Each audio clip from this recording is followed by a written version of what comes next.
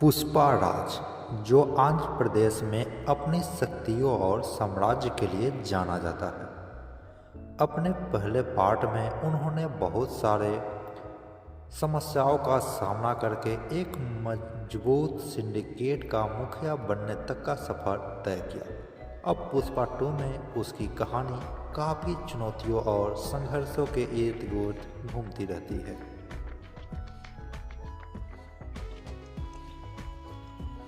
कहानी के शुरुआत में पुष्पा अपने साम्राज्य को बढ़ाने के लिए एक योजना बनाता है, लेकिन उसकी राह में कई सारी बाधाएं आती है।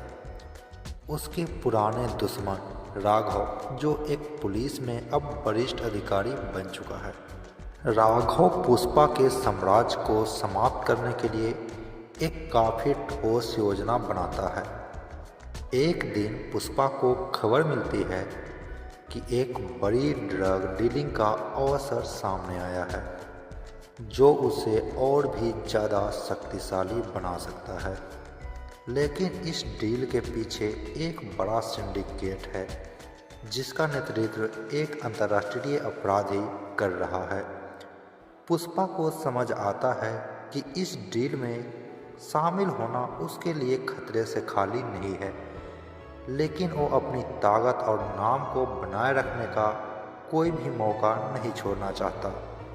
पुष्पा अपनी टीम के साथ मिलकर इस डील को सफल बनाने के लिए एक योजना बनाता है। इस दौरान उसकी प्रेमिका श्रीवल्ली भी उसके साथ होती है, जो उसे हर कदम पर समर्थन करती है। लेकिन राघव की रणनीतियाँ पुष्पा के हर कदम को रोकने के लिए तैयार रहती है। एक समय ऐसा आता है जब राघव पुष्पा को गिराने के लिए उसकी सबसे करीबी लोगों को अपने पाले में खींच लेता है। इस कहानी में एक नया मोड़ तब आता है जब पुष्पा को पता चलता है कि राघव की योजना केवल उसे मारने की नहीं, बल्कि उसके पूरे साम्राज्य को हर तरह से ध्वस्त करने की है। पुष्पा को अपनी कूटनीति और ताकत का सही उपयोग करना होता है। वह अपनी टीम के साथ मिलकर एक रणनीति बनाता है, जिसमें वह राघव को अपने जाल में फंसा लेता है। क्लाइमैक्स में एक बड़ा मुकाबला होता है, जहां पुष्पा और राघव आमने सामने होते हैं।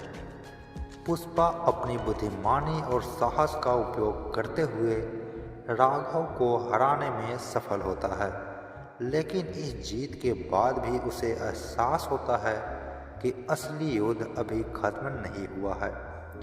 अंतर्राष्ट्रीय अपराधी अभी भी सक्रिय है और उसका मुख्य लक्ष्य पुष्पा ही है। इस कहानी के अंत में पुष्पा नए दुश्मनों के सामने खड़ा होता है और यह संकेत देते हुए कि यह पार्ट अभी खत्म नहीं हुई है।